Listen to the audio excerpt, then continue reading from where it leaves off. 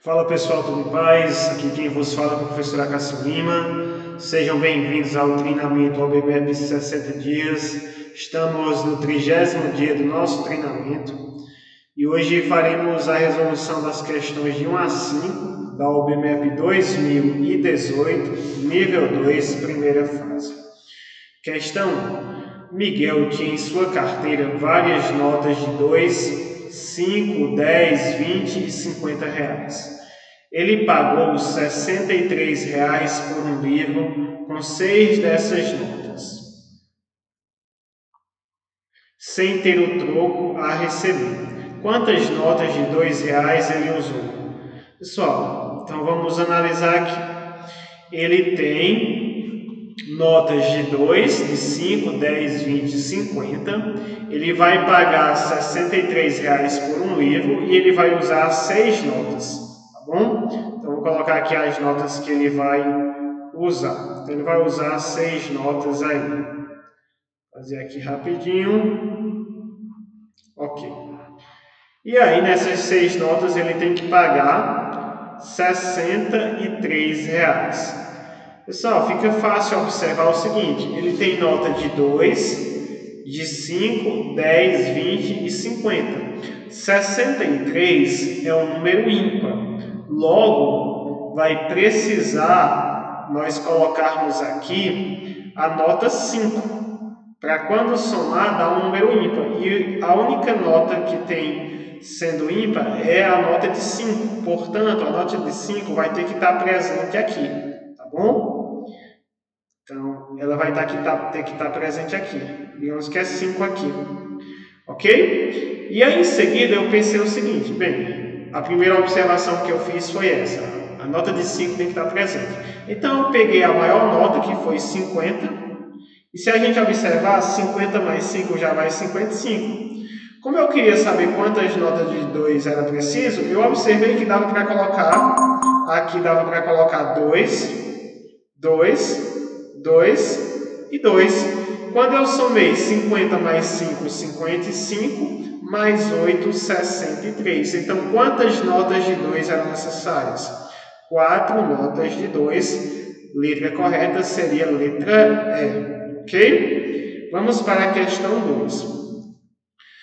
Os edifícios A e B da figura não possuem janelas em suas laterais e têm o mesmo número de janelas na parte de trás. Então, esses dois edifícios, A e B, eles têm o mesmo número de janela na parte de trás. O edifício A tem mais janelas na frente do que atrás. Já o edifício B tem mais janelas atrás do que na frente. Qual o número total de janelas nos dois edifícios? Então, essa questão a gente já fez, tá bom? Vamos fazer assim. Eu tenho o edifício A e tenho o edifício B. Vou colocar aqui frente, tá bom? E atrás. Beleza? Então, tá aí. Na frente, o edifício A, ele vai ter quantas janelas? 1, 2, 3, 4, 5, 6, 7, 8, 9, 10, 11, 12. Então, 12 janelas, ok? O edifício B na frente, se a gente contar aí, ele tem 10 janelas. Fala que o edifício A, ele tem mais janelas na frente do que atrás, tá bom? Logo, o edifício A, ele vai ter 11 janelas ou menos atrás. 11 pode ser 11, 10, 9, ok? Agora o detalhe do edifício B. O edifício B fala que tem mais janelas atrás do que na frente. Então, o edifício B vai ter 11, pode ser 11, 12, 13. Pessoal, se a gente observar, como a questão fala que atrás os dois têm a mesma quantidade, então eles só podem ter 11 atrás, ok? Beleza? Entendeu? Agora é só a gente somar. Na frente, 12 mais 10 vai dar 22. E atrás, 11 mais 11, 22. Logo, 22 mais 22, nós teremos um total aí de 44 janelas. Beleza? Vamos agora para a questão 3. Uma melancia média e 2 melancias grandes custam o mesmo que 8 melancias pequenas. Então está falando que é uma melancia média. Olha só, vou fazer a melancia aqui, tá bom? A melancia média. Uma melancia média e duas melancias grandes. Então, vou fazer um pouco maior as grandes aqui. Duas melancias grandes, vou colocar o G de grande, tá bom? Custam o mesmo que 8 melancias pequenas. Então, isso daqui é a mesma coisa. Vou colocar o igual, tá bom? Vou colocar o igual aqui, ó. Igual a 8 melancias pequenas. Então, vou colocar aqui essas aqui. Elas valem 8 melancias pequenas. 4, 5, 6, 7 e 8. Não está proporcional, coloca no P aqui dentro, ok? Ficou muito pequeno, mas eu não vou refazer não, tá aí. Então, 8 melancias pequenas, ok? É igual. Pronto. Continuando, uma melancia média e uma pequena custam o mesmo que uma melancia grande. Outra informação que nós temos é o seguinte, uma melancia média, vou fazer aqui, mais uma melancia pequena, vou fazer mais pequena, né? Mais uma pequena é igual a uma melancia grande, beleza? Pessoal, usando o desenho, eu percebi que as alternativas são números inteiros, e aí pergunta quantas melancias pequenas podem ser compradas pelo mesmo preço de uma melancia grande. Como as alternativas estão em números inteiros, logo, eu poderia analisar assim. Eu pensei o seguinte, se aqui eu tenho 8, então eu imaginei assim, bom, logo eu vou ter que a média vai corresponder a duas pequenas e a grande, cada grande vai valer 3 pequenas. E aí fica assim, ó, já que é uma igualdade. Então eu imaginei que uma média vale 2 pequenas e uma grande vale 3 pequenas. Quando eu venho para cá, olha só o que acontece. Eu coloco a média valendo 2 pequenas, pequena e pequena, então a grande fica valendo quantas pequenas? Se eu troquei essa média por 2 pequenas, então ficou 1, 2, 3, ok? No caso, eu já descobri aí, seria 3. Para quem gosta de montar a equação, dá para montar também a equação. É só fazer que uma média mais duas grande, ou seja, 2G, tá bom? Vai ser igual a 8 pequena, 8P. Então, está montada uma equação aqui. Então, uma média mais duas grandes igual a 8 pequenas. Aqui embaixo a gente descobriu que uma média tem duas fórmulas, né? Mais uma pequena é igual a uma grande. Pronto. Agora dá para a gente pegar essa informação e substituir, se a gente quiser aí colocar, tá bom? Dá para me reorganizar aqui. Eu posso muito bem pegar essa primeira fórmula, trazer para cá, tá bom? Eu tenho duas formulazinhas, ó. Tenho duas formulazinhas. E eu posso muito bem colocar aqui a média é igual, aí repete o 8P, e eu posso mudar duas grandes lá para o outro lado. Só que se eu mudar, tá mais 2G, vai menos 2G. Então eu já descobri que a média é a mesma coisa que 8 pequenas menos 2 grandes, tá bom? Com isso, agora é só eu vir aqui, ó, no lugar do M e trocar, ok? Vou trocar. No lugar do M, eu vou colocar essa informação que eu tenho. Então, no lugar do M vai ficar, vou trazer para cá, tá bom? Então, no lugar do M, eu vou puxar essa continha aqui, ó. Vai ficar 8P menos 2G mais P igual a G, ok? Eu repeti o restante, ó. Eu só fiz essa troca do M, eu coloquei 8P menos 2G, que é essa partinha que está aqui, ó. E repetir o P e repetir o G que estava aqui. Beleza? Agora eu posso fazer 8 pequena mais uma pequena. Vai ficar 9 pequenas. Fazer outra cor para não misturar tanto, né?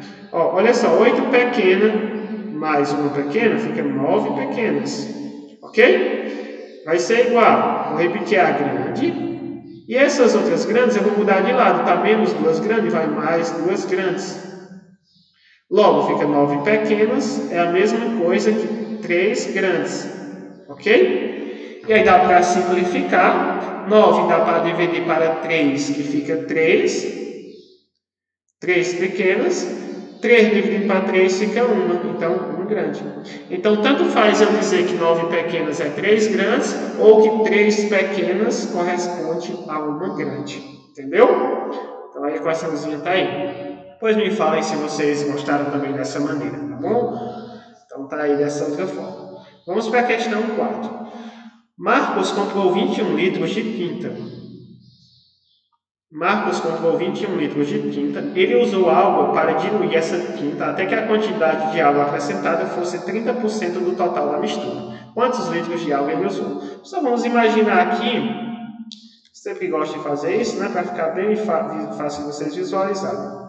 Ok? Então, nós temos que 21 litros de tinta vai ser misturado com água. Só que fala que é para chegar em 30% de água. Então, vamos imaginar que essa parte aqui, ó, ok? Eu vou colocar que aqui, esse valor aqui tem que ser 30% água. Tem que ser 30%. Vou colocar de branco porque azul fica ruim de visualizar, né?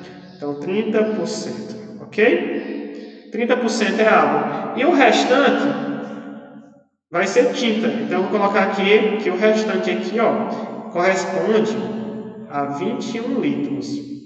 Ok? Logo, isso vai corresponder a 70% do total, já que o todo é 100%. Ok? Então, dá para a gente fazer uma regrazinha de 3 rapidinho, ó. Fica litros, uma grandeza de um lado. Então, 21 litros vai corresponder a 70%. Então, se eu quero saber 30% de água, isso vai corresponder a quantos litros? Então, está montada a regrazinha de 3. Agora é só multiplicar, cruzado, x vezes 70, fica 70x. E agora 21 vezes 30. Então, 21 vezes 30, se eu fizer 21 vezes 3, dá 63. E acrescenta esse zero. Ou seja, fica 630. Agora dá para cancelar esse zero com esse. Vai ficar 63 dividido para 7. Logo, nós vamos ter aqui que o nosso x, 63 para 7, 9. Então, vou precisar de 9 litros de água, tá bom? 30% é 9. 70% é 21. E a última questão, vamos lá. Juca colocou algumas bolinhas em uma caixa na qual cabem no máximo, olha só, no máximo 100 bolinhas. Então, Juca tem uma caixa e nessa caixa cabe no máximo, ok? 100 bolinhas.